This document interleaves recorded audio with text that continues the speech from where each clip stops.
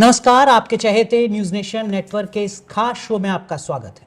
इस शो में हम बात करेंगे भारत के बीते कल की और उभरते भारत की। इन तमाम सवालों पर बात करने के लिए हमारे साथ मौजूद हैं बहुत ही खास मेहमान, देश के प्रधानमंत्री आदरणीय श्री नरेंद्र मोदी जी। सर, बहुत बहुत स्वागत है आपका न्यूज़ नेशन नेटवर्क पर। न्यूज नेशन के दर्शकों को भी मेरा नमस्कार। और सवालों के इस सिलसिले को आगे बढ़ाएंगे मेरे दो वरिष्ठ सहयोगी संजय कुलशेष सर, साथ ही साथ मनोज गैरोला जी। सर, आपके पिछले 10 साल के कार्यकाल में हमारा देश संसार की एक बहुत बड़ी आर्थिक ताकत बन चुका है और हमारा आज पूरे संसार में 5वां नंबर है। 400 के साथ आएंगे तो उस समय आपको क्या लगता है कि क्या बड़े डिसीजंस होंगे, इकोनॉमिक रिफॉर्म्स होंगे जो आप लेंगे, और वो भी ये देखते हुए कि आपने एक टारगेट रखा है कि जल्द से जल्द भारत को एक विकसित देश बनाना है? एक तो आप जानते हैं कि मैं रिफॉर्म, परफॉर्म, ट्रांसफॉर्म इस मूल मंत्र को लेकर के गवर्नेंस में अपना बल देता हूं और उसमें मेरी कोशिश ये होती है, देखिए, विकास को हमने जन आंदोलन बनाना चाहिए। एक स्पिरिट पैदा होना चाहिए देश में। आप इंक्रीमेंटल कुछ भी करते जाएंगे तो परिणाम नहीं मिलता है। देखिए, देश 1000 साल तक गुलाम रहा। हिंदुस्तान का कोई न कोई भूभाग 1000 साल तक लड़ता रहा है आजादी के लिए। व्यक्तिगत रूप से कोई लड़ा है, कोई सामूहिक रूप से लड़ा है, लेकिन लड़ाई चलती रही। एक खत्म होता था तो दूसरा खड़ा होता था, दूसरा खत्म, तीसरा खड़ा होता था। महात्मा गांधी जी ने क्या किया? महात्मा गांधी जी ने आजादी को जन आंदोलन बना दिया। कोई झाड़ू लगाता है तो कहता है मैं आजादी के लिए, कोई प्रौढ़ शिक्षा करता है तो बोले मैं आजादी के लिए, कोई लेप्रेसी के पेशेंट की सेवा करता है तो बोले मैं आजादी के लिए। उसको एक बहुत बड़ा व्यापक रूप दे दिया। कोई सिंपल खादी पहन ले तो बोले आजादी के लिए। और उसको कैसे लड़ना, ये अंग्रेजों को आया नहीं, बड़ा मुश्किल था। और जन आंदोलन बना तो हर व्यक्ति को लगा आजादी आई, आजादी आई। विकास भी, मैंने इतनी इंडस्ट्री की, मैंने इतना ये किया, ये एक तरीका है, लेकिन जन सामान्य में जब विश्वास पैदा होता है, यस 2047 हमें क्या कारण है विकसित नहीं बन सकते, ये मिजाज पैदा करने का मेरा प्रयास है। भौतिक मात्रा में मुझे सफलता मिल रही है। 10 साल के ट्रैक रिकॉर्ड ने उसकी क्रेडिबिलिटी बढ़ा दी है। जब 11 नंबर की इकोनॉमी पर आप देश में कार्यभार संभालते हैं और इतने कम समय में इकोनॉमी को 5 नंबर पर ले आते हैं, 11 से 5, तो लोगों को लगता है कि 5 से 3 पर जाना भी मुश्किल नहीं है, विकसित भारत होना भी मुश्किल नहीं है। और उसके कारण निर्णय आप जो भी करेंगे वो उसकी ओनरशिप जनता लेगी। और जब जनता ओनरशिप लेती है, फिर गवर्नमेंट मशीनरी, पॉलिटिकल लीडरशिप बहुत ही एक कैटलिक एजेंट का रोल रहता है। और मैं ये दृश्य देश का देख रहा हूँ। आप जन आंदोलन की आप बात कर रहे हैं, आपकी हर चीज़ जन आंदोलन है। आपने सफाई की बात की, ऐसा बड़ा आपने जब पॉकेट में कूड़ा रखा, पूरा इंडिया पॉकेट में कूड़ा रखने लगा। आपने टूरिज्म की बात की, सब दौड़ पड़े पटेल की मूर्ति देखने के लिए। ये आंदोलन को बनाने के लिए दूसरों के दिमाग पे कब्जा करना बहुत ज़रूरी होता है, दूसरे दिमाग को पढ़ना। ये एक इतनी बड़ी जनसंख्या को के दिमाग को पढ़ लेना और उसके तरीके से एक चीज़ फेंकी और आंदोलन बन गई, ये कैसे होता है? ऐसा कब्जा करने की कोशिश जो भी करेगा वो विफल जाएगा। कभी भी जनमन का कब्जा नहीं करना चाहिए जी। हमें जनमन को समझना चाहिए और जनमन और हमारी सोच के बीच में फासला कम कैसे हो, दूरी कैसे कम हो, खाई कैसे पटे, ये हमारा प्रयास होना चाहिए। थोपने से कभी चीजें सफल नहीं होती है, कभी नहीं होती है। अब देखिए, स्वच्छता का अभियान, खुद को जाना पड़ता है, झाड़ू लगाना पड़ता है, उपदेश देने से होता नहीं है। लाल किले से इस प्रकार की बात बोलने की हिम्मत लगती है। और कुंभ के मेले में सफाई कर्मचारियों के पैर धोकर के गर्व अनुभव होना, तब लोगों को लगता है कि ये हमारी इतनी सेवा करने वाले लोग हैं, हम उनको स्वीकार क्यों नहीं करते। और जब देश का प्रधानमंत्री कुंभ के मेले के, और कुंभ का मेला हमारा दुनिया में स्वच्छता के लिए जाना गया, एकदम वरना हमारे त्योहार वगैरह फूल यहाँ पड़े हैं, प्रसाद यहाँ गिरा है, उसी में लगा, एक बड़ा पैराडिम शिफ्ट था। बिल्कुल। और जब मैंने वहाँ के कुंभ के मेले को जिन्होंने स्वच्छ रखा, उनका सम्मान करने का मेरा तरीका था, मैंने उनके पैर धोए थे। समाज के अंदर एक मैसेज जाता है कि भाई इस देश में हर व्यक्ति महान है, हर व्यक्ति मूल्यवान है, कोई नीचे नहीं है, कोई ऊपर नहीं है। देश का प्रधानमंत्री अगर जिसको कल तक जिसको आप नीचा कहते थे, उसके पैर धोने में गर्व अनुभव करता है, आप एक बहुत बड़े शॉकिंग ट्रीटमेंट भी कभी अपने व्यवहार से देते हैं इनको। उसी प्रकार से कंपटीशन का वातावरण बनाया मैंने कि भाई बताओ भाई कौन सा शहर सबसे ज्यादा स्वच्छ होगा, कौन सा टूरिस्ट डेस्टिनेशन होगा।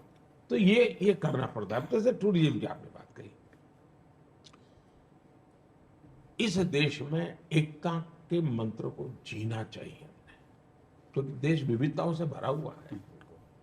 हमें विविधताओं को सेलिब्रेट करना चाहिए, लेकिन विविधता में एकता, इस मंत्र को कभी भी ओझल नहीं होने देना चाहिए। तो मैंने क्या किया कि जब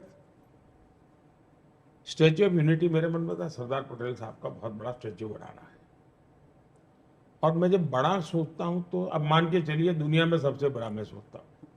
मुझे कोई चीज यानी मेरी प्रकृति में है, मैं मानता हूं मेरा देश बड़ा तब होगा जब दुनिया को, अच्छा दुनिया में सबसे बड़ा यहाँ है, दुनिया में सबसे बड़ा यहाँ है, तो लोगों को उसका लगता है।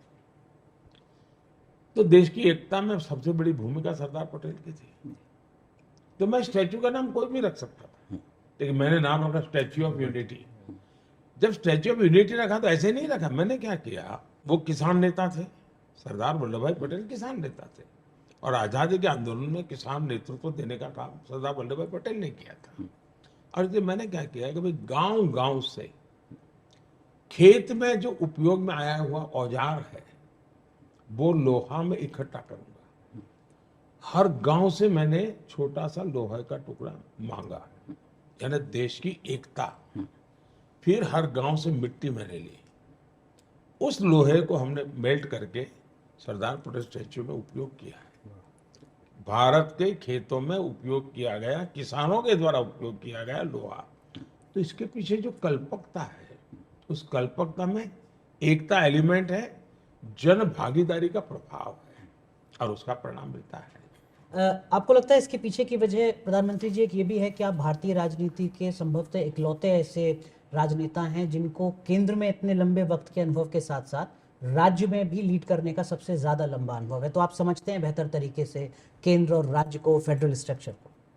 आपकी बात बिल्कुल सही है। हमारे देश में जितने प्रधानमंत्री हुए, एक तो 90% प्रधानमंत्री कांग्रेस गोत्र के हुए। वो किसी भी दल से आए हो, लेकिन मूलतः वो कांग्रेस गोत्र के थे।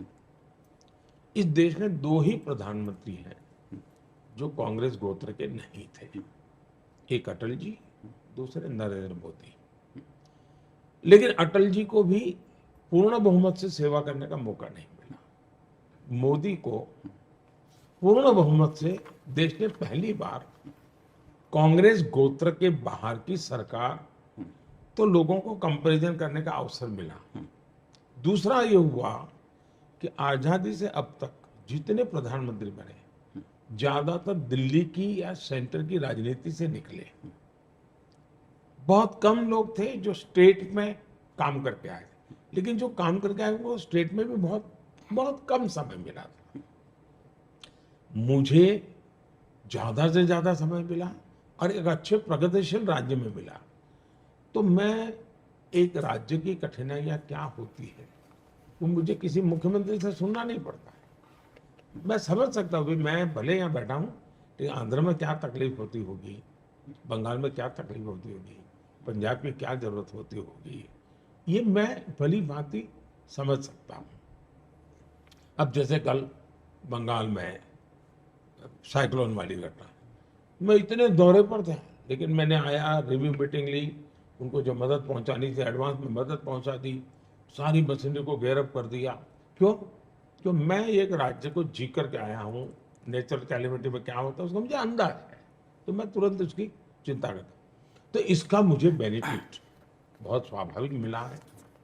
दूसरा, मेरी सरकार जो यहाँ है, पहले की सरकार में सबसे बड़ा फर्क क्या है? सबसे बड़ा फर्क ये है, लास्ट माइल डिलीवरी, ये मेरे सरकार की विशेषता है। सेंट्रल गवर्नमेंट में बैठे हुए अफसरों को भी ये लगता था कि हमारा काम है एक फाइल पे सिग्नेचर करो, ऑर्डर निकालो, अगर कार्यक्रम ऐसा है तो प्रधानमंत्री को ले जाकर के फिता कटवाओ या दीपक जलाओ, और बाकी सब स्टेट को दे दो, स्टेट कर लेगा, ज्यादा से ज्यादा हम स्टेट को पैसे दे देंगे।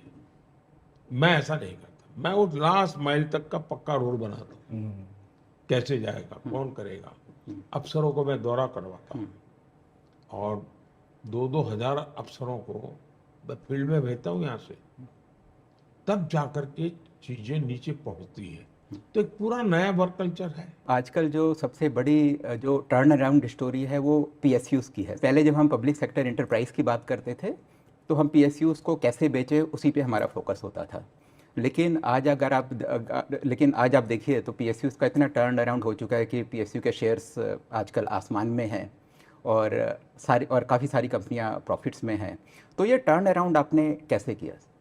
मैं एक उदाहरण बताता हूँ। मैं गुजरात में जब मुख्यमंत्री बना तो काफी लोग आते थे शुभकामनाएं देने के लिए। मुश्किल से 10 दिन हुए होंगे और Baroda Gujarat state fertilizer corporation से कोई 100-150 लोग आ गए मालाएं वाला लेके। तो जैसे हमारे नियम था भाई इतने बजे समय जनता को दे देना, तो मैं, लेकिन वो आए, लेकिन मालाएं क्या पहना, मालाएं टेबल पर रख दी उन्होंने, एकदम से रोने लगे।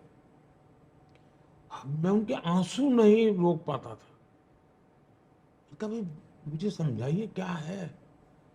तो मैं कहा साहब हम 20 साल हमारी जिंदगी खपा दी, बच्चों का बड़े हुए हैं, कंपनी बंद हो रही है, हम जाएंगे कहाँ, वो तो मर जाएंगे, हमारी नौकरी चली जाएगी, हमारे पास कुछ है ही नहीं, कुछ करिए हमारा।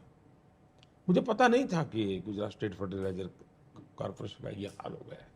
तब मैं बहुत बाहर रहता था, अचानक मैं मुख्यमंत्री बना।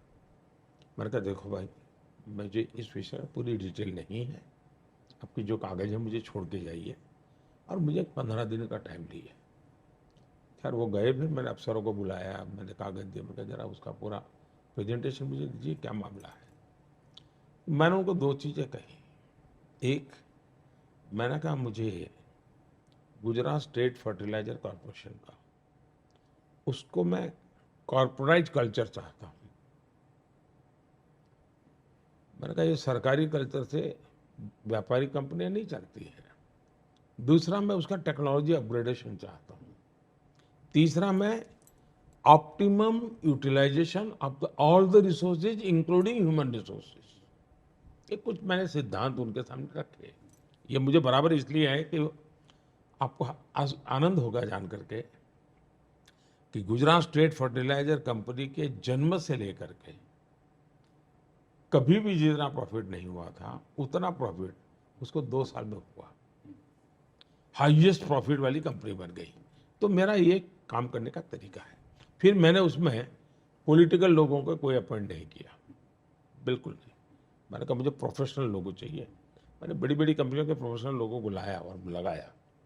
यहाँ जब आया तो आमतौर पर सरकारी कंपनी का मतलब ये होता है कि जिस दिन उसका उद्घाटन होता है तो उसकी मरने की तारीख उसके साथ हो लिखी, ऐसी एक छवि बनी। मैंने कहा ये नहीं चाहिए, जनता का पैसा है, बर्बाद नहीं हो सकता है। तो मैंने पीएसयू कंपनीज के शेयर, आप देखिए शेयर मार्केट बहुत बड़ा वैल्यू बढ़ गया है। अब तो इन्वेस्टमेंट के लोग के लिए पहले लोग भारत सरकार की कंपनियों की देखते थे, मार्केट वैल्यू बढ़ा है, नेट वर्थ बहुत बड़ी है, इसका भी एक लाभ मिला है। तो अब एचएएल देखिए, एचएएल का पिछले चुनाव में 19 में इन्होंने जाकर के उस गेट के बाहर आंदोलन किया था, एचएएल बंद हो रहा है, एचएएल बंद हो रहा है, और देश में हवा फैल, और जब ऐसी हवा फैलती है तो जो इन्वेस्टर होता है वो भी तो मिसगाइड हो जाता है। इतना पाप किया था।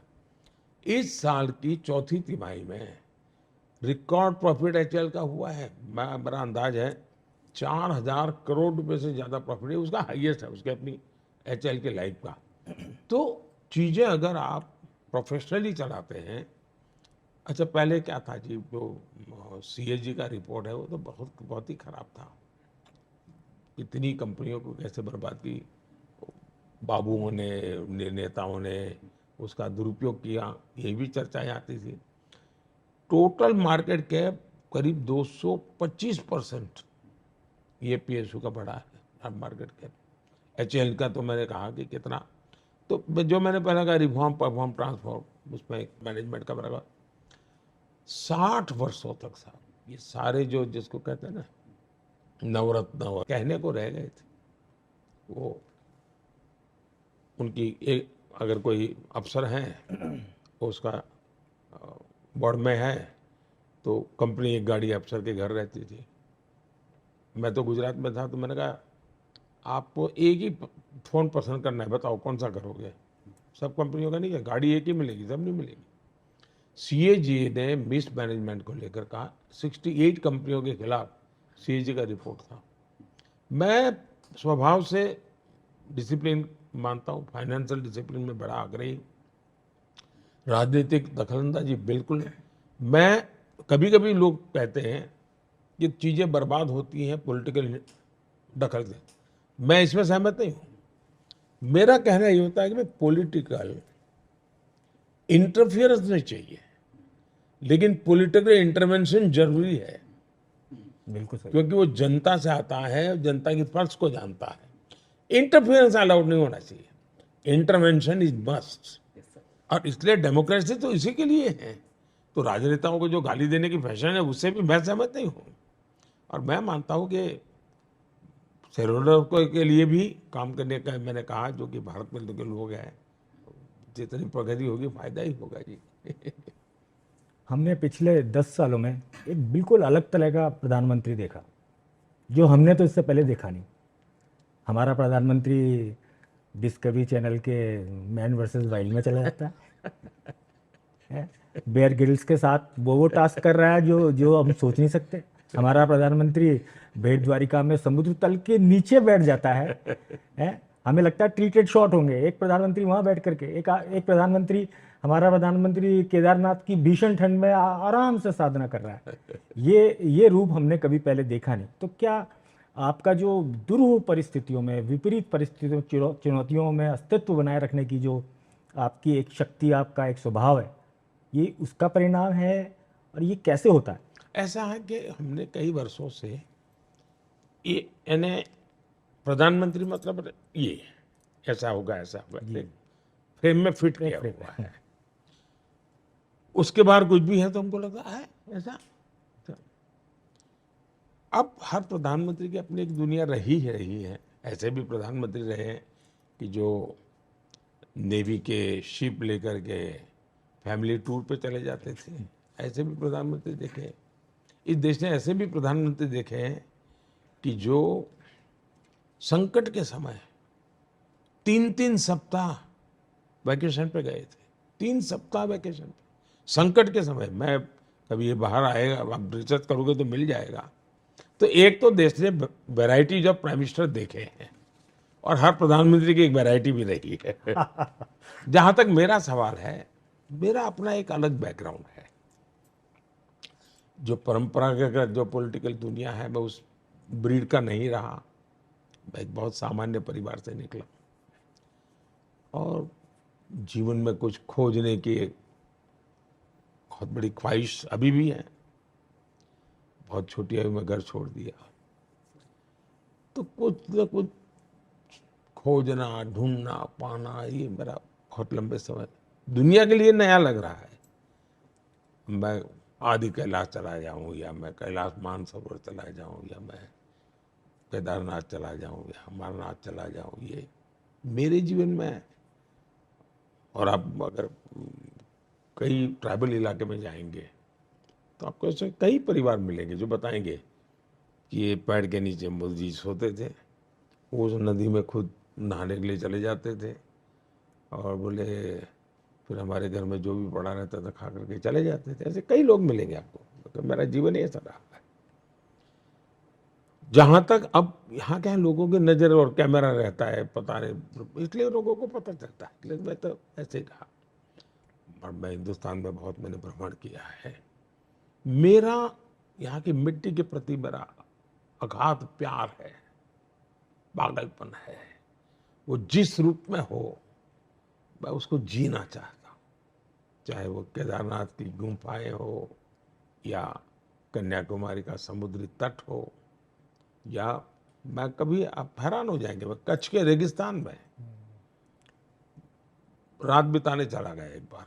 तो वहाँ एक धोर्रो गांव है पाकिस्तान की सीमा पर, लेकिन आज वो जगह मैंने किसी जमाने में गया, देखा, वहाँ रहा, आज वो दुनिया के मैप पर है विलेज टूरिज्म के लिए।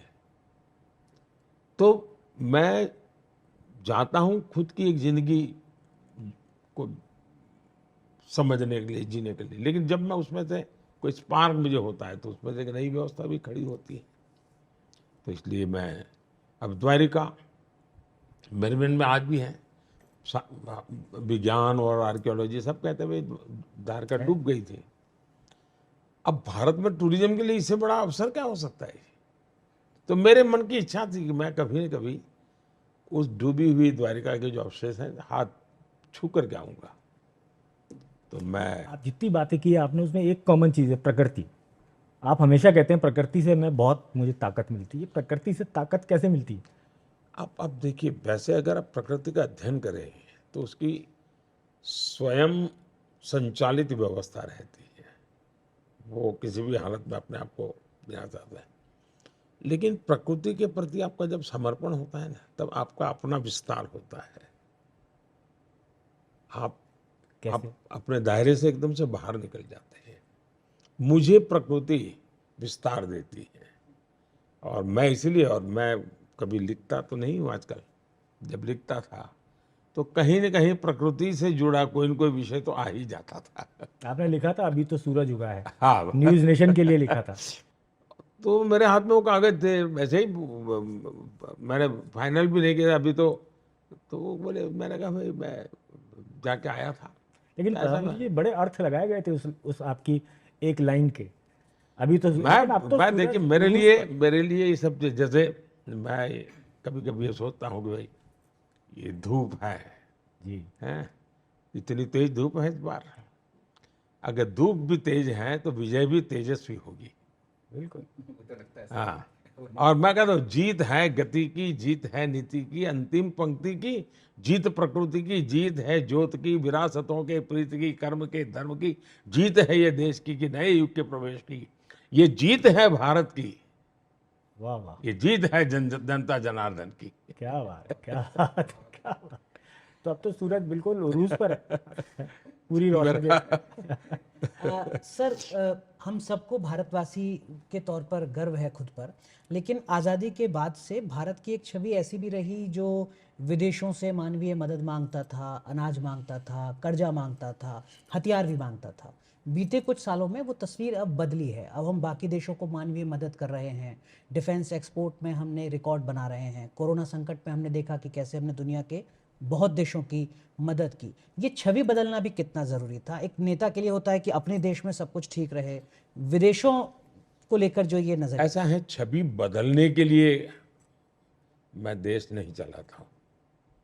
मैं मेरे देश के कल्याण के लिए काम करता हूँ। मेरा जीवन समर्पित है मेरे देश के सामान्य मानवी की जिंदगी बदले। सब मेरे देश के ईज ऑफ लाइफ हो, ईज ऑफ बिजनेस हो, तो मेरे देश की छवि अपने आप बनेगी। तो मैं कोई ये कलर पेंट लेकर के देश की छवि बनाने के लिए के पक्ष में नहीं हूँ। अब ये क्या भारत के पास संसाधनों की कमी थी? क्या भारत के सामर्थ्य की कमी थी? क्या भारत में टैलेंट की कमी थी? ये सब कुछ मैं तो आज कोई मोदी आने के बाद थोड़ा आया है। इस देश के पास सब कुछ था, लेकिन हमने उसको तवज्जो नहीं दी। हम गुलामी की मानसिकता में इतने दबे रहे कि कोई कहे तुम्हारा बुरा है तो हम मान लेते हैं। हाँ, अब हम लेट हो गए तो हमें गर्व से कहते हैं अरे भाई क्या करें, इंडियन टाइम है। हम भी तो हमें अपने आप को गाली देते रहते जी। बिल्कुल। ये क्या तरीका है जी? कभी तो गर्व करना सीखो। जब आप अपनी चीजों पे गर्व करना सीखोगे ना, तो फिर करने लगेगा कि यार मैं गर्व तो कर रहा हूँ, लेकिन कुछ सब्सटेंस भी हो तो फिर सब्सटेंस आ जाता है, फिर साहस भी आ जाता है। मैंने इसके लिए एक माइंडसेट बदलना चाहता था। लोगों का एक माइंडसेट होती है, चलती है, अरे छोड़ो यार हम ना, ये माइंडसेट नहीं चल सकता। हम दुनिया, और फिर उनके सामने लोग कुछ आपको मॉडल पे बनाने पड़ते हैं, आपको क्रिएट करके देना पड़ता है, तो दुनिया को भरोसा होता है। जब चंद्रयान की सफलता मिलती है तो दुनिया कहती है भाई स्पेस शक्ति में अब आप भारत को स्वीकार करना ही होगा आपको। कोविड वैक्सीन, दुनिया को चिंता थी कि इतने बड़ा देश दुनिया के लिए संकट बन जाएगा, लेकिन यही दो देश संकट तो न बना, देश को भी संभाला, दुनिया को संभाली। दुनिया को दवाइयां चाहिए, दुनिया को वैक्सीन चाहिए, और आज दुनिया के कई देशों से आप जाएंगे, जैसे कि आप इंडिया का, ओ थैंक यू आपने वैक्सीन दिया था, हर भारतीय को लोग थैंक कहते हैं जी। प्रधानमंत्री को थैंक कहते हैं, हर हिंदुस्तानी को थैंक्स कहते हैं, और वो पब्लिकली एक्नॉलेज करते हैं जी। तो ये भारत के लिए मेरे गर्व की बात है। मतलब है भारत के सामर्थ्य है। अब देखिए दूसरा, आप आत्मनिर्भर भारत की मजाक उड़ाएंगे, क्या लॉजिक है जी? क्या कोई अमेरिका वाले इतनी ऊंचाई पर होने के बाद भी बड़े गर्व से कहते हो कि भाई be American buy American? Yes. तो मुझे आत्मनिर्भर भारत कहने में संकोच क्यों होना चाहिए? मैं वोकल फॉर लोकल की बात क्यों ना करूं? मैं डिफेंस में कब तक ये दुनिया से माल खरीदता रहूंगा भाई? मैं खरीदार बन गया। आज भी मेरे देश का 2-3 चीजें हैं जैसे जो मैं आने वाले 5 साल में मैं ज्यादा मेहनत करना चाहता हूँ। जैसे हम वैसे तो एग्रीकल्चर कंट्री है, कृषि प्रधान देश है, लेकिन कृषि प्रधान देश होने के बाद भी करीब करीब 1 लाख करोड़ रुपया खाने का तेल हम बाहर से लाते हैं। खाने का तेल, चलो पेट्रोलियम के लिए हमारी मुसीबत है तो हम लाते हैं, समझ रहे हो। अब मैं उस पर मिशन मोड पे काम करना चाहता हूँ, और मैं भारत आत्मनिर्भर कैसे बने, बनना चाहिए। फायदा क्या होगा? मेरे किसान को फायदा होगा जी। अगर ऑयल मेरे देश के अब खाड़ी का तेल की झाड़ी का तेल, तो मेरे खेत का तेल होगा तो मुझे ज्यादा फायदा होगा। उसी प्रकार से मैं बायोफ्यूल, इथेनॉल, ये अब 20% इथेनॉल, मतलब मैंने विदेशों से जो मुझे लाना था उतना बोझ मेरा कम हुआ। अब मैं सोलर मूवमेंट पे चलाऊं, पीएम सूर्यघर, तो मेरा एनर्जी आत्मनिर्भर होगा। तो जो मूलभूत चीजें हैं, अब डिफेंस, हम अभी तक साहब एक भ्रष्टाचार का बड़ा अड्डा बना हुआ था, बदनामी आती थी, कोई चीज ऐसी निकाली ना पड़े। मैंने मिलिट्री को कहा, आर्मी को कहा, मैंने कहा बिल्ली को इस वर्ष कितनी चीजें बाहर से लाना बंद करोगे? तो हर बार नेगेटिव लिस्ट बाहर निकालता है डिफेंस वाले कि भाई आप इतनी चीजें बाहर से हम नहीं लेंगे, यहीं चलेंगे। तो जो मैन्युफैक्चरर है उनको लगता है भाई चलो ये इसके लिए तो मार्केट पक्का है हमारा, कंपटीशन आ लेगी, क्वालिटी इंप्रूव होने लगी। 1 लाख करोड़ रुपया का माल मेरे देश में बना, और करीब 21,000 करोड़ डिफेंस प्रोडक्ट एक्सपोर्ट होने लगे। तो भारत का दुनिया भर के अंदर एक नई छवि बनी है जी। टेलीकॉम में भी सर हम देखते हैं तो आज जहां पहले हम इतना इंपोर्ट करते थे, आज हमारे देश से टेलीकॉम भी काफ़ी ज़्यादा एक्सपोर्ट होता है। आपका जो एक बहुत बड़ा जो बहुत बड़ा काम है वो जो इंफ्रास्ट्रक्चर डेवलप करने में, चाहे वो रोड इंफ्रास्ट्रक्चर है, और उससे भी ज़्यादा मेरे को लगता है कि डिजिटल इंफ्रास्ट्रक्चर जिस तरीके से आपने डेवलप किया संसार में, मेरे को लगता नहीं कि इसकी कोई मिसाल होगी। और दूसरा, आपकी जितनी स्कीम्स जो बनी हैं तो उसमें उसका आपको क्या लगता है कि कितना बड़ा रोल जो डिजिटल इंफ्रास्ट्रक्चर ने उसकी सक्सेस पे प्ले किया है? आपकी बात सही है। एक तो जो मोबाइल फ़ोन मैन्युफैक्चरिंग है, हम मोबाइल फ़ोन इंपोर्ट करते थे, आज हम मोबाइल फ़ोन एक्सपोर्ट कर रहे हैं। हम दुनिया के सेकंड बड़े एक्सपोर्टर बन गए हैं। रोजी रोटी हमारे देश में मिल रही है, देश में हम मोबाइल फ़ोन बन रहे हैं। दूसरा, जो इंफ्रास्ट्रक्चर का विषय, मैं इंफ्रास्ट्रक्चर को 3 हिस्सों में बांटता हूँ। एक सोशल इंफ्रास्ट्रक्चर, जो मेरी टॉप प्रायोरिटी है। दूसरा फिजिकल इंफ्रास्ट्रक्चर, वो मेरी ज़रूरत है। और तीसरा डिजिटल इंफ्रास्ट्रक्चर, जो अब दुनिया को मूव करने वाला है। तो हर एक की अपनी अपनी अहमियत है। जब मैं सोशल इंफ्रास्ट्रक्चर कहता हूँ तो पहले की तुलना में डबल मेडिकल कॉलेज हो गई, 2 लाख के करीब आयुष्मान मंदिर बन गए हेल्थ केयर के लिए। तो ऐसी समाज जीवन की आवश्यकताओं की पूर्ति के लिए जो काम करना चाहिए उसका अच्छा, प्रधानमंत्री ग्राम सड़क योजना हो, एक प्रकार से मैं उसको फिजिकल इंफ्रास्ट्रक्चर से ज़्यादा सोशल इंफ्रास्ट्रक्चर का हिस्सा मानता हूँ, क्योंकि उसको आवश्यकता है। दूसरा है फिजिकल इंफ्रास्ट्रक्चर। अब फिजिकल इंफ्रास्ट्रक्चर में पहले तो ये था कि भाई गांव वालों को अच्छा लगे चुनाव जीत जाएं, इसलिए यार टार का एक छोटा सा बना दो पट्टी। मैंने कहा मैं ऐसा काम नहीं करूँगा, मैं ग्लोबल स्टैंडर्ड के साथ मैच करना चाहता हूँ। तो आजकल मेरे यहाँ कोई भी इंफ्रास्ट्रक्चर प्रोजेक्ट बनते हैं तो उसमें ग्लोबल स्टैंडर्ड क्या है, उसको मैच करने में हम कितना दूर है आगे जा सकते हैं। मैं जानता हूँ मेरी बुलेट ट्रेन की कल्पना को आज भी लोग गालियाँ देते हैं, लेकिन वो माइंडसेट बदलने के लिए बहुत ज़रूरी है। माइंडसेट तब बदलता है जी। हमने अब तक वो लाल कलर की रेलवे देखी जिंदगी, और कभी विचार ही नहीं आया। आज वंदे भारत ट्रेन ने सोचने का तरीका बदल दिया, उसको रेलवे अपनी प्यारी लगने लगी। तो बदलाव हर एक को पसंद है। तो जहाँ तक डिजिटल इंफ्रास्ट्रक्चर का सवाल है, पूरी दुनिया उसके लिए बड़ी अचरज है। मैं G20 की मीटिंग में इंडोनेशिया गया था। ऑलमोस्ट ऑल कंट्री मुझे कह रहे थे साहब ये कैसे हुआ है, क्योंकि उनको लगता है ये बड़ा रिवॉल्यूशन है। तो उन्होंने बड़ा आग्रह किया था, आपके यहाँ जब हमारी G20 होगी तब हम इस विषय को जरा और गंभीरता से लेना चाहते हैं। तो आपने देखा होगा G20 समिट में डिजिटल इंफ्रास्ट्रक्चर को स्पेशल बल दिया गया है। आप अगर इंफ्रास्ट्रक्चर को बनाते हैं तो एडॉप्टेबिलिटी में कोई प्रॉब्लम नहीं होता है। जैसे UPI प्लेटफॉर्म मैंने बनाया, आज दुनिया में जितना फिनटेक में काम होता है उससे करीब 60% अकेले हिंदुस्तान में होता है रियल टाइम। और उसके अब कोई भी व्यक्ति तय करता है भाई मैं जेब में एक भी पैसे बिना लिए बिना निकलूंगा, महीने भर टूर करके आऊँगा, उसको कोई तकलीफ ही नहीं है। उसका मोबाइल फ़ोन चाहिए, बस उसका काम हो जाता है। छोटे छोटे रेहड़ी पट्टी वाले लोग वे भी, और मैंने देखा दुनिया के जितने मेहमान आते हैं तो उनकी एम्बेसी वाले वो ऐसे रेहड़ी पट्टी वाले के पास ले जाते हैं और उसे दिखाते हैं जादू कि देखो ये सब्जी बेचने वाला डिजिटल पेमेंट करता है। तो उनको बड़ा अचरज होता है। अब दुनिया के कई देशों में, अब जैसे UAE में हमारा UPI चल रहा है, जो हमारा करीब 25-30 लाख हमारे लोग वहाँ काम करते हैं।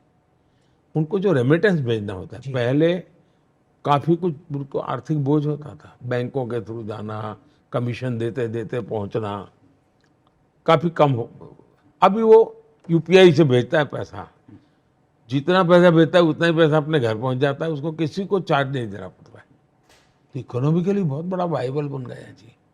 तो उसी प्रकार से मेरा जो आयुष आरोग्य मंदिर की कल्पना है, आयुष आरोग्य मंदिर, वहाँ मैं टेलीमेडिसिन पे बहुत तेजी से काम कर रहा हूँ। उसमें जाने वाला व्यक्ति को टॉप मोस्ट डॉक्टरों का कंसल्टेशन मिल रहा है जी। 2 लाख आयुष्मान आरोग्य मंदिर जिसमें टेलीमेडिसिन की व्यवस्था, तो उसको लाभ मिल रहा है। कोविड के समय सबसे बड़ा फायदा हुआ इस डिजिटल इंफ्रास्ट्रक्चर का। बच्चे घरों में थे तो ऑनलाइन एजुकेशन के लिए मैंने मैक्सिमम इसका उपयोग किया, उसको मैंने प्रायोरिटी दी। यानी मैंने कैपेसिटी बिल्डिंग के लिए, स्टार्टअप की दुनिया, उसके मूल में ही है। अभी मैं गेमिंग के वाले बच्चों को मिला, मैं चाहता था गेमिंग को समझना, क्योंकि गेमिंग का सबसे बड़ा मार्केट भारत में है, लेकिन ओनरशिप हमारी नहीं है। और मैं सोचता हूँ यार, मेरा पैसा बाहर क्यों जाना चाहिए। तो मैंने सब गेमिंग के एक्सपर्ट लड़के हैं उनको बुलाया था, काफ़ी समझा, मैं खुद भी गेमिंग के ऊपर हाथ आजमाया और मैंने समझा कि भाई, तो उन्होंने एक बड़ी इंटरेस्टिंग बात बताई, साहब हम दुनिया में खेलने के लिए जाते हैं, तो दुनिया को जब हम कहते हैं कि हमारे यहाँ डेटा इतना सस्ता है, तो बोले सरप्राइज करते हैं। तो मुझे ये समझ आया कि भारत का डेटा सस्ता होना वो सिर्फ दुनिया को बताने के लिए नहीं कि भाई देखो बता सकता हूँ, ये कितना बड़ा गेम चेंजर होता है। और फिर से मैं अभी मेरी टीम लगाई हुई है कि गेमिंग की पूरी इंडस्ट्री, जब मैं सस्ता डेटा देता हूँ तो मैं गेमिंग को एक कंस्ट्रक्टिव वे में कैसे कॉमर्शियल एंड कंस्ट्रक्टिव ऐसा उसको कैसे रूप दे सकते, तो मैं काफ़ी काम कर रहा हूँ। यंग जनरेशन के लिए अच्छी खबर है। प्रधानमंत्री जी, आपके कार्यकाल में एक और नई चीज़ दिखती है, पड़ोसी मुल्क में बड़ी शांति है। आप अचानक लाहौर चले गए और अभी हाल में आपने ये और कह दिया कि हाँ तो क्या हुआ, ये तो मेरे देश का हिस्सा था। वहाँ तो सनसनी फैल गई। ऐसा है कि हमें इतिहास को भूलना नहीं चाहिए, और कभी कभार क्या होता है, हम इतने या तो एकदम 5000 साल पहले की बात करेंगे, मेरे देश में ऐसा था और मेरे देश में वैसा था, हम सोने की चिड़िया थे, हम डिगना थे, फलाने थे, और उसको कल का पूछो तो पता नहीं होता है क्या हुआ था भाई, क्या कारण था। इतना बड़ा देश आज़ादी के बाद एक छोटी सी लड़ाई में आधा कश्मीर चला गया। ये कैसी सोच थी, क्या कमी थी हमारे देश में, मेरे दिमाग में अभी भी नहीं बैठता है। बंटवारा हुआ, चलो भाई ठीक है, मजबूरी जो भी हुआ वो इतिहास जिसको गुनाह सा देना है सजा, लेकिन बंटवारा होने के बाद एक लड़ाई होती है और लड़ाई में आपका आधा कश्मीर चला जाता है, ये दिमाग में नहीं बैठता है जी। तो ऐसे कई सवाल देश में है, और इसलिए जब 1857 स्वातंत्र संग्राम के शायद 125 साल हुए या 150 साल हुए, तो मैं कहीं मेरा लेक्चर था, उसमें मैंने कहा था कि 1857 के संघर्ष को बांग्लादेश, हिंदुस्तान और पाकिस्तान तीनों ने मिलकर सेलिब्रेट करना चाहिए, क्योंकि वो तो सांझी लड़ाई थी भाई। वो सांझी लड़ाई याद करोगे तो पता चलेगा ना, कभी हम एक थे। बिल्कुल बिल्कुल। तो आपने अपनी आने वाली पीढ़ी को आप क्या थे, कहाँ थे, कैसा हुआ बताने में संकोच क्यों करना चाहिए। तो नई गलतियां नहीं होंगी, जिन गलतियों के कारण ये दुर्दशा हुई, आगे से हम जागृत रहेंगे कि भैया इससे बचो। आपके पिछले 10 सालों के कार्यकाल में देश ने कई सारी कामयाबियां देखी हैं, लेकिन आपको क्या लगता है कि आपकी सबसे बड़ी उपलब्धि क्या है, अगर कोई एक उपलब्धि की हम बात करें तो? ऐसा है कि जो व्यक्ति काम करता है, आप थोड़ा कंपैरेटिव देखना पड़ता है। 2013-14 का कालखंड देखिए, चारों तरफ निराशा की गर्त में देश डूबा हुआ था, अब कुछ हो नहीं सकता। हेडलाइन रहती थी आज इतने लाख का घोटाला, आज इतने लाख का घोटाला, इतने लाख का। अब छोड़ो यार, क्या होगा पता नहीं, अब चलो भाई, चलती है, चले हम पापू, हमें क्या लेना, अपन कर लो, ये भाषा सुनाई देती थी। निराशा की गर्त में डूबा हुआ जनमन आज विश्वास से भरा हुआ है और कहता है ये हम करके रहेंगे। चंद्र पर मेरा शिव शक्ति पॉइंट मेरा देश का है, मेरे देश का वैक्सीन है, मैं लगवाऊंगा। ये जज्बा जो है ना, आत्मविश्वास पैदा हुआ है, आकांक्षाओं का उबाल है, एक प्रकार से तूफान आया हुआ है। ये सारी चीजें हैं जो बदलाव ला रही है। इससे बड़ी सिद्धि क्या होती है जी। आप इन चीजों का आप किसी नापने का यंत्र नहीं कि आप नाप सकते हैं, लेकिन इसका क्यूमुलेटिव इफेक्ट बड़ा जबरदस्त होता है जी, बहुत बड़ा जबरदस्त होता है। हम तो आपके इसमें हिसाब से देखेंगे। कहाँ कमी रह गई विपक्ष में? अवसरवादिता थी, राजनीतिक विचारधारा की समानता की कमी थी? देखिए, इंडिया अलायंस के जो लोग हैं, इनमें तीन कैरेक्टर, तीन उनके डीएनए में तीन चीजें कॉमन है। एक है ये गौर सांप्रदायिक है, दूसरा ये गौर जातिवादी है, तीसरा ये गौर परिवारवादी है। ये इनके डीएनए में है। अब उनको समझ नहीं आ रहा है कि देश की जो नई जनरेशन है वो आजादी के बाद पैदा हुई जो जनरेशन है उसकी सोच अलग है और वो बहुत बड़ा फोर्स है। वो इन चीजों से बाहर निकल चुका है। वो एक ऐसा हिंदुस्तान चाहता है जो सशक्त हो, सामर्थ्यवान हो। वो ये इस प्रकार की भाषा सुनने को भी तैयार नहीं है जी। लेकिन अभी ये घिसी पिटी चीजें चल रही है। मैं समझता हूं कि वे काल बाह्य हो चुके हैं जी। आपने अभी पुरी में के रोड शो में हमें वक्त दिया था। उस दिन एक आपने इस्तेमाल किया था कि आप न्यूज़ नेशन वाले हैं तो हम भी नेशन फर्स्ट वाले हैं। ये नेशन लास्ट जो होता था, ये फर्स्ट 10 साल में इतना आ गया। ये हमारा कमिटमेंट है, जी जी। Nation first. और हम चाहते हैं कि हम कोई भी निर्णय करें राष्ट्र प्रथम की धारणा से करेंगे। जी। हमारे लिए दल से बड़ा देश है और इसलिए हम जो कुछ भी करेंगे देश को प्राथमिकता देते हुए कहेंगे। सर्वोत्कृष्ट प्राथमिकता हमारी देश होगा, बाकी सब बाद में होगा। और निर्णय तब होते हैं सही क्योंकि वो नियत से जुड़ा हुआ मामला है। और जब नियत सही होती है तो नतीजे भी सही आते हैं।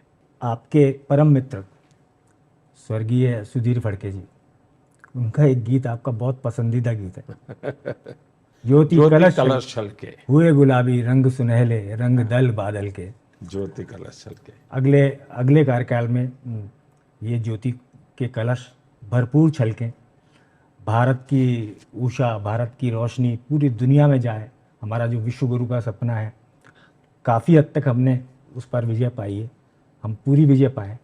आपकी इसी हमारी आकांक्षा के मेरा साथ भी आपको न्यूज़ बहुत नेशन के सभी दर्शकों को सबको नमस्कार। और मैं तो मानता हूँ कि जितना कीचड़ उछलता है उतना ही कमल खिलता है और जितनी रोशनी तेज होती है उतना ही कमल बड़ा होता है। बहुत ज़्यादा बड़ा हो जाता है। तो ये दोनों मुझे सहज रूप से उपलब्ध हो रही है।